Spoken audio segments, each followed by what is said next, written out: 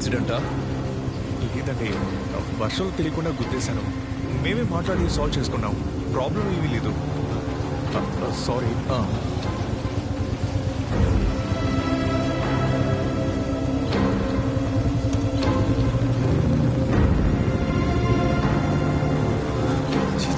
చేయండి బ్రదర్. బాడీలో ఏ మూమెంట్ చనిపోయినట్టున్నాడు. వెనక ఎవరు ఉన్నారు?